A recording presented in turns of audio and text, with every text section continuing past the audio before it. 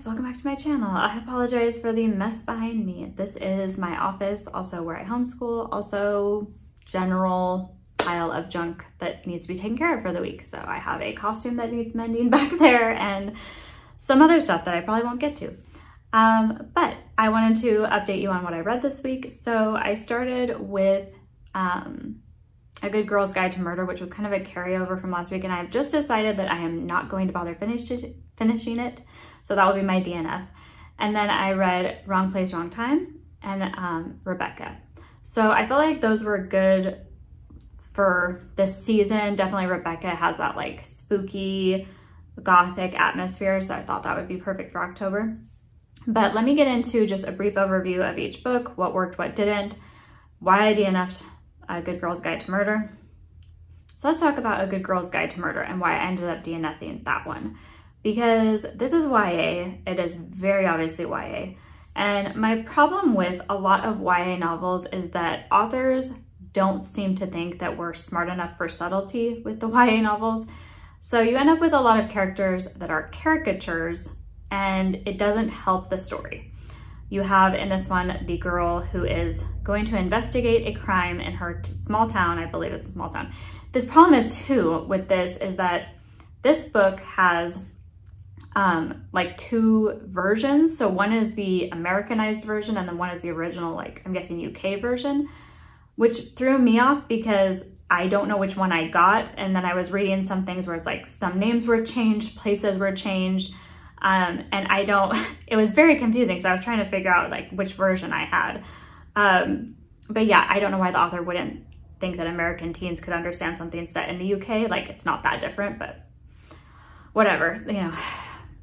So this girl is doing her senior project and it starts off with her wanting to investigate this crime that happened where this girl was, they believe, kidnapped and murdered by this young man. And he subsequently committed suicide. Oh, I guess I can't say that. He ended up unaliving himself. So that's the premise of her whole like senior project. And the first chapter is her teacher responding to her request to do this as her project and saying you can, but you cannot contact any of the families. Like you cannot get involved with anybody that was like personally related to this crime. Don't contact, you know, the boy's family, don't contact her family. That is totally unethical. That's wrong. Don't do it.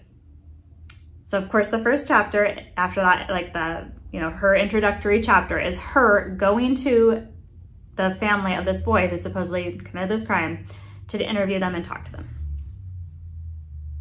This does not endear me to this character. Like I already have my issues with this girl, but I think her name was Pip or Pippa.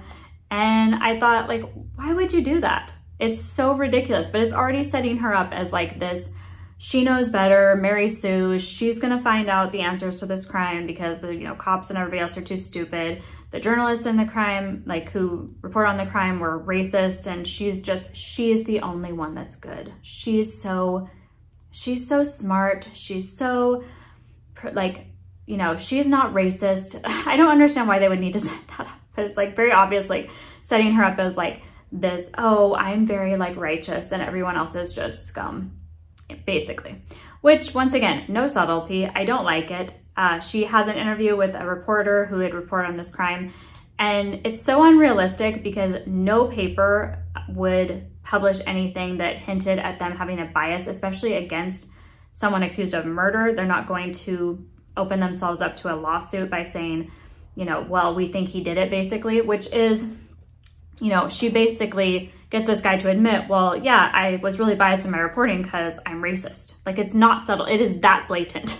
Like, well, he's Indian, which I was just like, okay, what does that have to do with anything? He's Indian and therefore, you know, he has different beliefs than what we do in wherever they are. And so he killed this girl, I think, because I'm racist. Like, because he's brown, I guess. I don't understand. It was so dumb. And then I knew this book just wasn't for me because then it goes to like the next thing is this girl's slumber party where they're comforting their mutual, like their main girl and her friend are comforting another girl who just broke up with her boyfriend. And it's very like, oh, you know, what am I gonna do? Should I cut my hair? Should I get my nose pierced? And I'm like, I am 37 years old. Like, I do not have time for this. This is not for me. And at one point she says something like, oh, it's sausage to me. And I was like,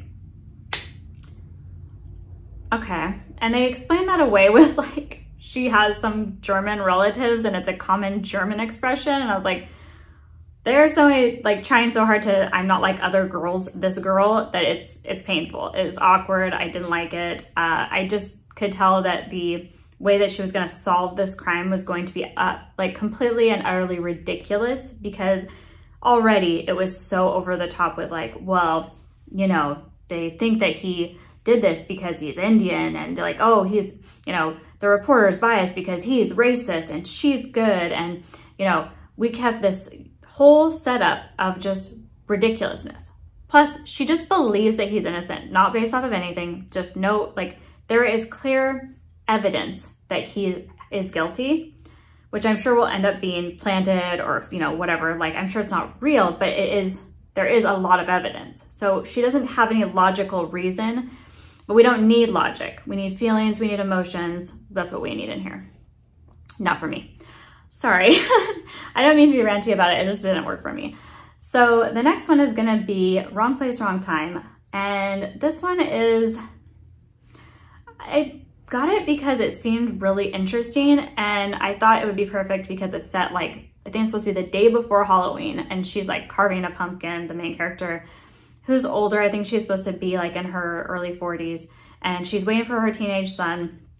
And as she looks out the window and sees him coming up the drive, he is confronted by somebody who he ends up killing, and she witnesses him, her son, her, you know, I think he just turned 18-year-old son, murdering this guy on their front lawn. And then after that, this is all obviously like not spoileries, it's on the back cover. So after that, that day happens, and then she's stuck in this time loop where she goes back a day from the crime and tries to solve what happened. And her name is Jen, the kid's name is Todd, the husband is Kelly. So these are our main characters, and every day she's a bit further back from this crime. So she goes back one day, she goes back 2 days, and she can't seem to understand why her son would have killed this person. She can't see any connections, and then slowly things are revealed. It was okay. I feel like this is like, I would describe this as like the Lifetime movie of books. It's that genre. It's very, you know, like the, you know, middle-aged woman with the older son and the husband, like her life is, you know, she's a career woman and she's got it all together, but does she? Or is there some hidden secrets, or are there something she just, you know, didn't see coming because she's so wrapped up in her career, and, you know, she didn't see that her son was going down a wrong path or something like that. It's very like that. And it was okay. It made me feel young, which I like, thanks, but also I am not that much younger than this 42-year-old woman. And so I just felt that it didn't work. I didn't feel much of a connection to her as a character. She's okay. She's kind of that like mom that she's like, doesn't like, oh, I'm not a normal mom. I'm like the mom that, you know, didn't have it all together. And so I hang out with the moms who swear and who are, you know, kind of, you know, like didn't really want to be moms, but we all just found ourselves here. And like here, you know, it's like we all make ourselves feel better about each other as moms because we're all kind of messed up. And I just, that's not for me. It was all right. I didn't think that the premise of the book was played out very well because, and this will be a small spoiler, because we're led to believe that this whole, like the catalyst for this and everything is about her relationship with her son. Well, that doesn't end up being the case. And I won't like spoil what is the reason behind all this happening, but the end kind of messes up the whole premise of the book, because you're led to believe like, oh, this is going to be this mother-son connection. She's got to fix what happened. She's got to fix this relationship with her son. But really, that's not what needs to happen. That's not the whole like point of the time loop.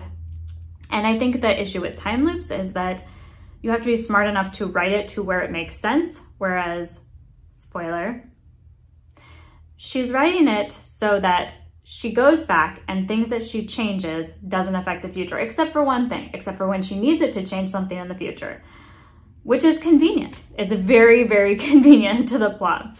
That nothing she did that could have messed up her life or her family or anything, nothing negative that like she changed or did messes her up later. It's one thing at one point that she does that changes everything for her future in a positive way. So, I mean, I get what the author had to do it that way because, you know, she's laying out this plot, but I was like, okay, well, that's ridiculous because everything that she did should have changed the future. But no, it's just this one thing that she does to fix something and it fixes everything for her. So it was okay. I don't know, 3 stars. I don't think the writing was fine. It's not my style. Like I said, it's very like, I don't know, like junk food. It's like, it's consumable, but I just didn't feel like it was deep. I didn't feel like the characters were particularly good. I didn't hate any of them. Definitely not like, it didn't inspire me to be like, oh, this was so annoying and they were terrible.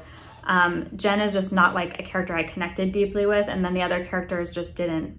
And the son character was, you know, I was like, well, I wish my mom understood that I'm smart and what I like. And like, you know, but he wasn't a super deep character. Neither was the husband. It was eh. So then we get on to Rebecca. Hang on, I have that book. Rebecca. So Rebecca is about a young girl who is a companion to an American woman, and she's in Monte Carlo, staying with her, helping her. So this is like an arrangement that would have been pretty common. I believe this is set in like 1930s.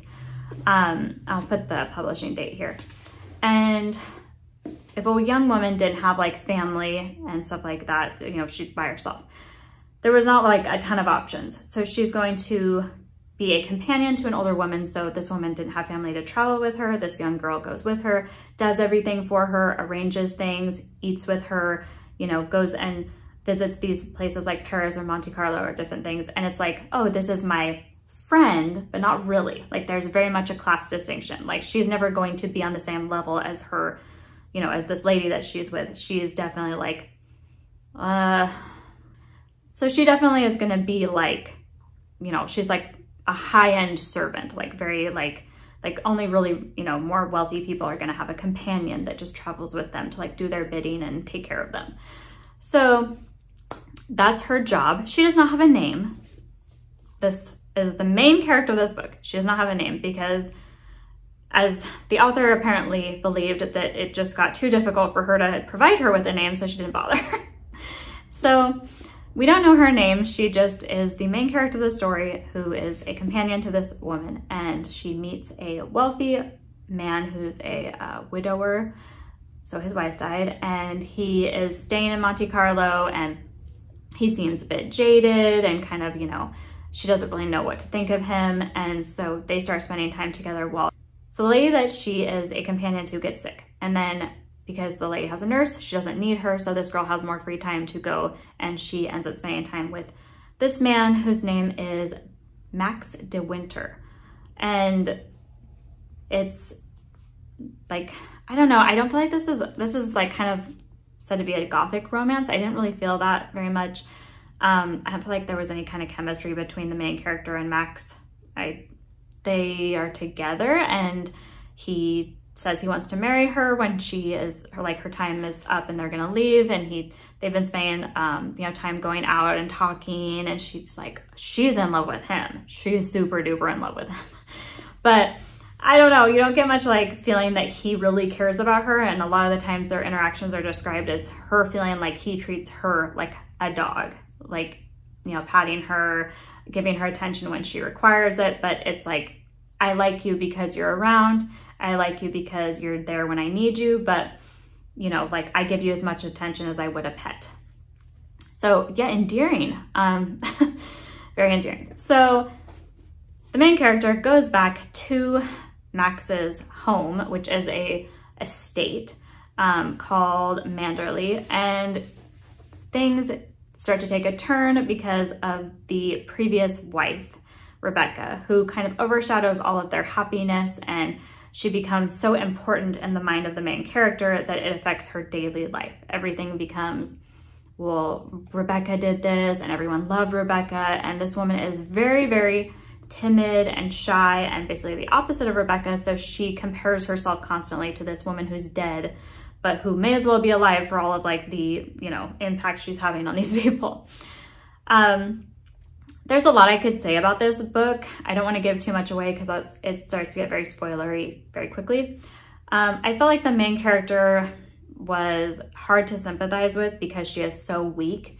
She is so timid. She does not stand up for herself. There are so many times where I was just like, nope, that would not fly with me. And it's not like I don't understand the idea of a shy person or like a more timid character. But the thing is like there's some ridiculous stuff that goes on that she just does not deal with.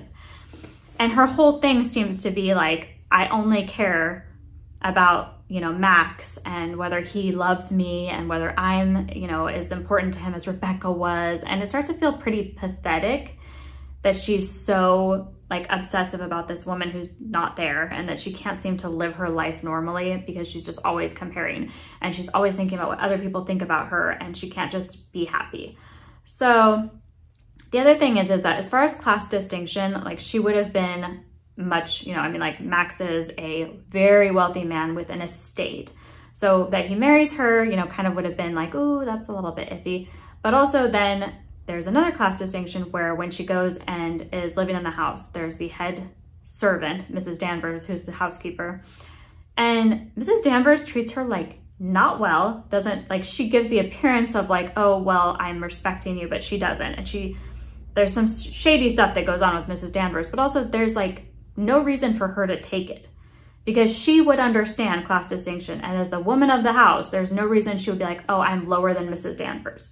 But she never puts herself like above her servants, which is her main problem. Like she causes herself a lot of issues because she's always just like, oh no, you take care of it. Oh, I'll just sit here. So I know I didn't love this book, but I think it's really, really well written. And that's the problem. This is excellent as far as the writing, the atmosphere. Daphne Du Maurier, I don't know how you say that. I'm assuming, is a great writer. The beginning sets this scene of her kind of recounting the past, and you get the idea about Manderley, about this estate that's very like gothic and there's mystery. And there's a lot of really like a lot of potential to this story. But I wish that I liked it more because I just didn't like this character. I feel like this is very similar to Jane Eyre and I like Jane Eyre a lot, but with this, because of the separation you feel from the main character being that she's just this no-name person, I didn't have that like endearing feeling I have towards Jane, who I really like. Also with Max, I don't feel like he is the same as a Mr. Rochester, where you can see why like Jane is so in love with him. He's a mess. He's not a good person. Like she knows all of this. Like Max, on the other hand, you know, he's kind of just like cold to her most of the time. Like I was like, oh, if my husband talked to me that way, no. So I'm gonna just say quickly a spoiler. The other thing that really bothered me, and I will touch on this in my full review because I'm gonna do one of this, is that Max admits later that he killed Rebecca. Rebecca, for reasons that happen in the story, he admits that he killed her. And he says, I never loved her. I never loved Rebecca. I killed her. And, you know, he starts to tell this whole story. But the main character's whole thought process in that is, he never loved Rebecca. He loves me. And I'm like, okay, like pause, rewind. He murdered Rebecca. Rebecca could have been trash, and she was. She was a horrible person. But also, we're getting a bit murdery, you know, and feeling like it's okay because Rebecca slept around. And like, this is all kind of spoilers, but yeah, I just don't know that I feel like that's enough for me. And I also hated that all she could think about was like, he doesn't love Rebecca. He doesn't love Rebecca. He loves me. He loves me. I'm like, girl, you need therapy. You need therapy. He needs therapy, and probably to go to jail.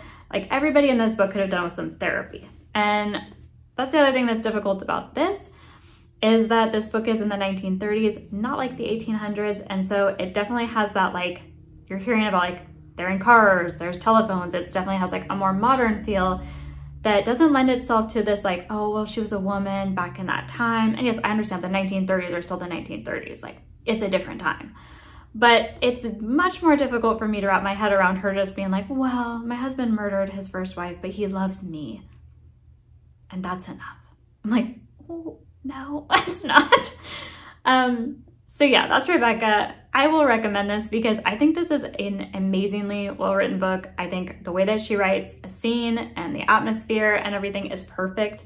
It's very beautiful. For me, I don't think it works as well, you know, nowadays looking at it. I think there's a lot of things where it's like, oh, that's pretty cringe that he treats her that way, that she accepts it, that she doesn't think that there's anything better for her than being the wife of a guy who murdered his first wife. And also that she is definitely willing to lie to the police, perjure herself. I mean, she's following this guy straight into hell if she has to, and all because she is just so in love with him. Also, I cannot figure out why. But hey, it is a very, very well-written book, and I do think it's definitely worth reading. So, and I'm glad I read it. I don't think I'd reread it like I do with Jane Eyre, but I do think it's a good book. So that's Rebecca, and this is not the best reading week for me, but I'm trying to pick out my books for this next week, and I will let you guys know how that goes. Let me know what you're reading in the comments, and if you've read Rebecca or any of these other books, if you love them, what your thoughts are. And yeah, hope to talk to you guys again soon. Bye.